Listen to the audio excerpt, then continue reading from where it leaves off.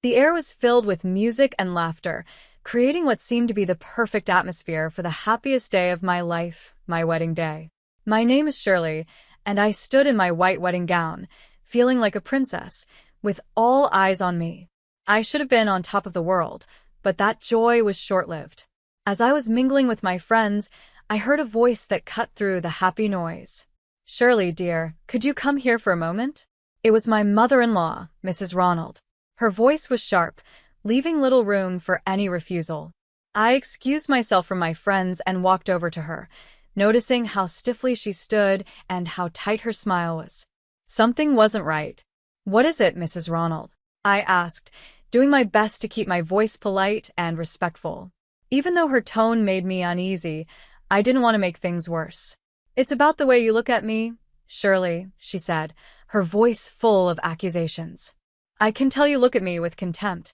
I'm your husband's mother, and I deserve respect, not disdain." Her words caught me off guard. I wasn't expecting this, especially not on my wedding day.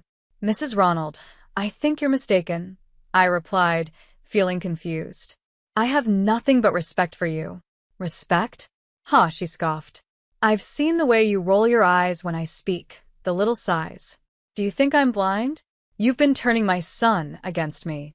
Her voice grew louder, and I noticed some of the nearby guests were starting to look in our direction. The situation was getting out of hand. Just then, my husband Paul walked over. "Mom, what's going on here?" he asked, concern written all over his face. "Your wife," Mrs. Ronald said, her voice trembling. "She's been disrespectful to me. She's always looking down on me. And today, on your wedding day, she's been worse than ever." Tears welled up in her eyes, making her look vulnerable. Paul turned to me, his face a mix of disbelief and anger. "Shirley, is this true?" he asked, clearly not sure what to believe. "No, it's not true," I said firmly, feeling a rising sense of injustice. I couldn't believe I was defending myself against such false claims on what should have been a day filled with love and happiness. "I've never disrespected her. She's lying." Mrs. Ronald's voice cracked with emotion as she clung to Paul's arm. "I'm your mother, Paul. Would I lie to you?" she sobbed, making it look as if I was the villain. And then, in a moment that felt utterly surreal, Paul's hand came up, and he slapped me across the face.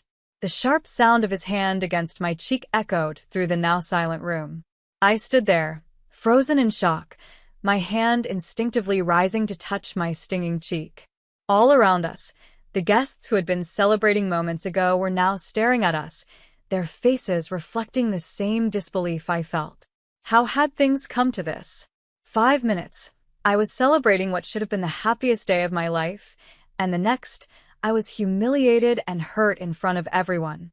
The slap wasn't just physical, it was an emotional blow that left me reeling. Paul had believed his mother's lies, and in that one action, everything I had felt for him, love, trust, excitement for our future, started to crumble. I wanted to scream, to cry, to disappear from this nightmare. But I couldn't move. All I could do was stand there, my cheek burning, surrounded by a crowd of onlookers who had no idea what to say or do. My dream wedding had turned into a nightmare, and I had no idea how to wake up from it. In that moment, as I stood there, everything changed. The fairy tale I had envisioned for myself was gone, replaced by a harsh reality I hadn't anticipated. And as I looked at Paul, the man who was supposed to love and protect me, I realized that the road ahead would be far more difficult than I had ever imagined. I didn't speak to Paul or Mrs. Ronald, but instead, I whispered to the universe that had allowed this horrible moment to happen. Paul tried to apologize, his voice shaky and full of regret. "Surely I didn't mean to," he started, but I cut him off. "No," I said, my voice calm despite the storm raging inside me. "You've shown me exactly who you are." I didn't need to hear anything else. I felt something shift inside me, something strong and unbreakable. I turned to face the crowd, who had all witnessed the slap and the humiliation. "I'm sorry you had to see that," I said, my voice clear and steady. "Please continue enjoying the celebration. I just need a moment to myself."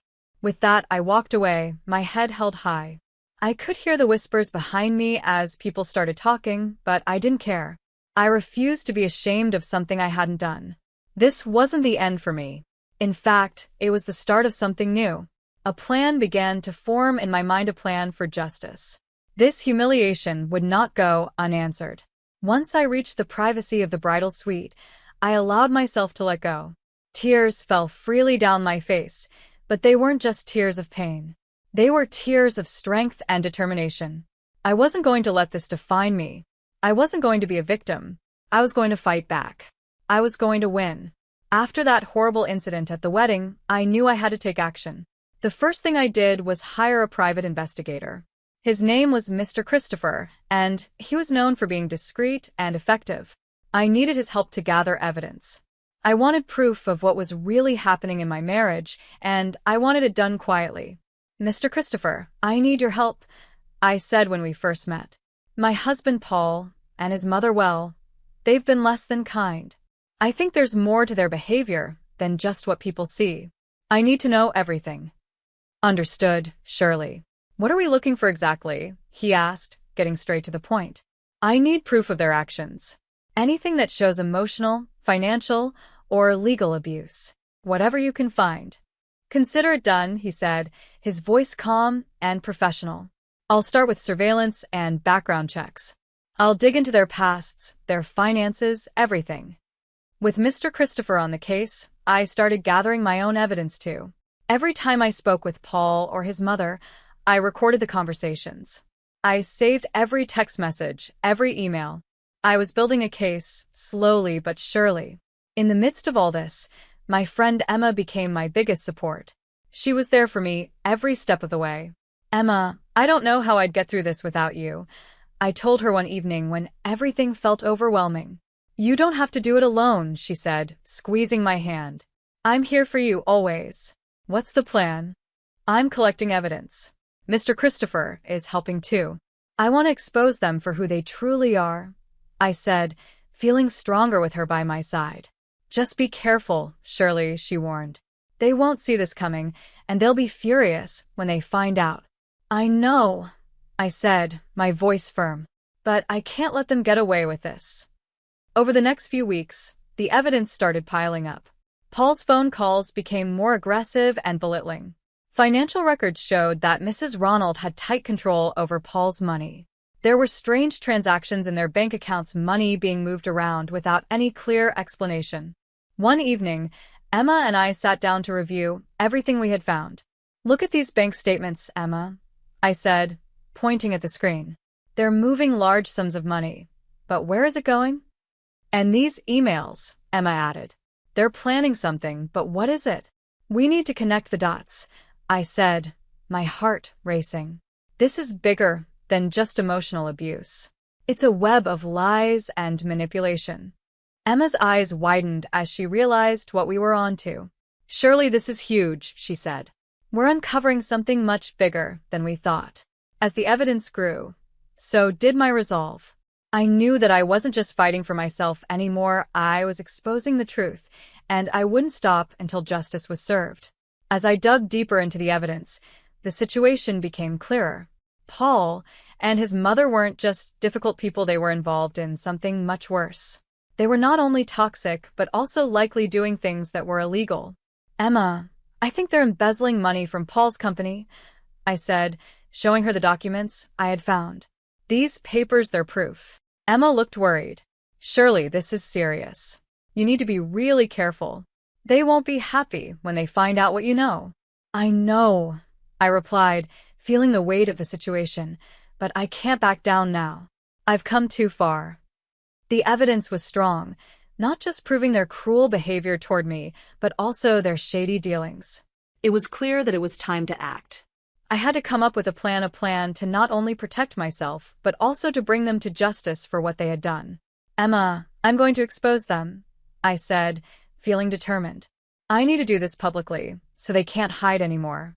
"That's risky, Shirley," Emma warned, "but if anyone can do it, it's you." With Emma by my side and all the evidence in hand, I felt stronger than ever. This wasn't just about standing up for myself anymore. It was about revealing the truth and seeking justice. I needed the world to know who Paul and his mother really were. The next step was clear. I had to reveal everything. I decided to organize an event. On the surface, it would seem like I was making a big announcement, so I invited friends, family, and even a few media contacts. The event was set up at a beautiful venue, and the atmosphere was buzzing with excitement as people wondered what I was going to say.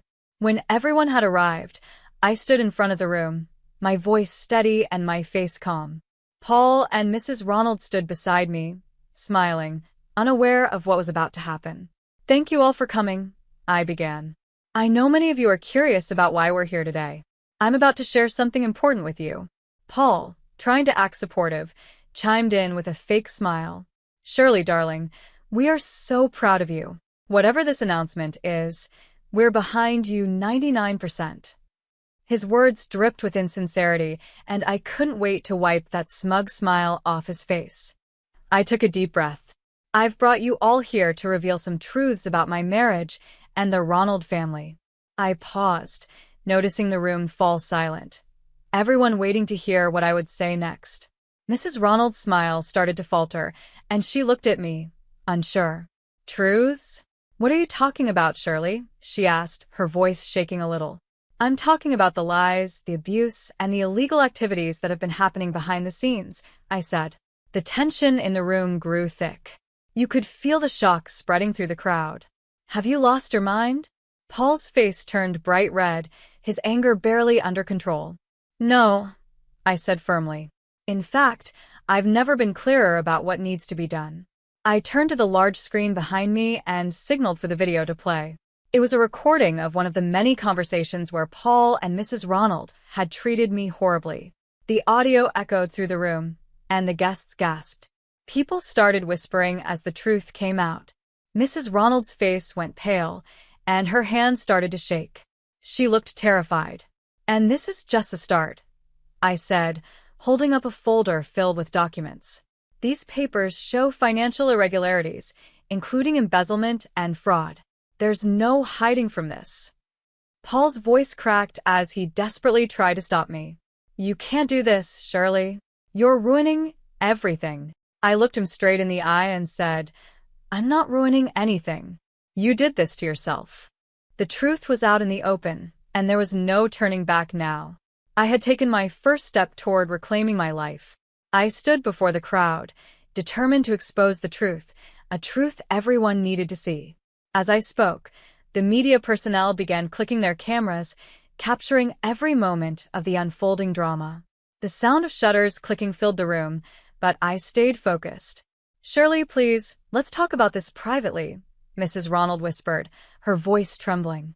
Her usual calm and controlled demeanor was completely gone. "No, Mrs. Ronald," I replied firmly. "No more private discussions. The time for hiding is over." I continued sharing the evidence I had gathered. The room filled with gasps, shocked faces, and whispers as I exposed more of what had been hidden for so long. Some guests shook their heads in disbelief, while others leaned in to whisper to those around them. I could feel the energy in the room shifting as the truth started to sink in. Paul and Mrs. Ronald stood still, frozen in place, their carefully crafted images crumbling before everyone's eyes. "This is my story," I said, my voice steady. "A story of surviving abuse and standing up against injustice. I refuse to be a victim any longer." As the event came to a close, the room buzzed with activity. Reporters swarmed me, asking questions, their microphones and cameras in my face. Many of the guests came up to me, offering words of support and admiration for what I had done. I smiled politely, but inside, I felt something much deeper, a sense of relief and strength. As I walked away from the podium, I felt a huge weight lift off my shoulders. I had done it. I had exposed them, keeping my composure and staying in control the entire time. This was my moment of triumph, a moment where I reclaimed not just my voice but my power. The next big step came in the courtroom. The room felt cold and serious, a place where justice would be served. I sat there, feeling a mix of nerves and determination. My lawyer sat beside me, prepared and ready to fight. Across the room, I saw Paul and Mrs. Ronald. They looked unsettled, far from the confident people they once were. Your Honor, we are here today to present the case against Paul and Mrs. Ronald, my lawyer began, his voice clear and strong. This is not just a divorce case. This is about years of emotional and financial abuse. Paul leaned forward, his face pale. Shirley, you can't win this, he whispered across the room, his voice full of desperation. You're going too far. I turned to him, calm but firm. This isn't about winning, Paul. It's about justice. It's about revealing the truth and showing the world who you really are. The trial moved forward, and my lawyer presented all the evidence I had gathered, the recordings, the financial documents, everything that showed the reality of what I had lived through. Piece by piece, the truth was laid out for everyone to see. The judge listened carefully, taking in every word, while Paul and Mrs. Ronald sat there, looking more and more defeated. Your Honor, as you can see, the evidence is clear and overwhelming, my lawyer said as he wrapped up the presentation. We are seeking not only a divorce, but also appropriate legal action for the wrongs committed by Paul and Mrs. Ronald. Mrs. Ronald tried to defend herself. Your Honor, this is all a misunderstanding, she said, her voice shaky. Shirley is exaggerating. But her words sounded empty, even to herself. The evidence was undeniable. It spoke louder than any excuses she could offer. Exaggerating?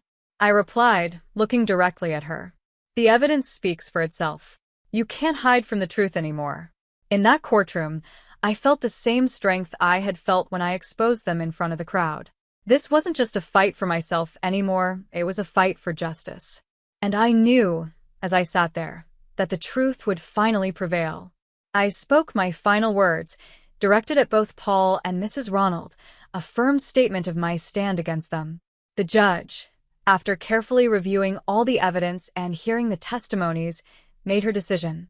In light of the overwhelming evidence, she said, I grant the divorce and order legal actions against Paul and Mrs. Ronald for their conduct. As the gavel struck, a wave of relief washed over me. I had done it. I had stood up to them and won. After everything I had been through, I finally felt a sense of victory and justice. The long battle was over, and I could now focus on moving forward.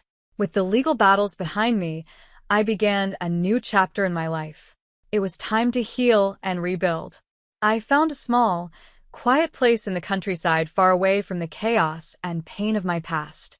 My new home was peaceful, surrounded by nature and calm. It was the perfect place to start fresh. One afternoon, I sat on the porch of my new home, holding a warm cup of tea in my hands. The gentle breeze made the trees sway, and I could hear birds singing in the distance.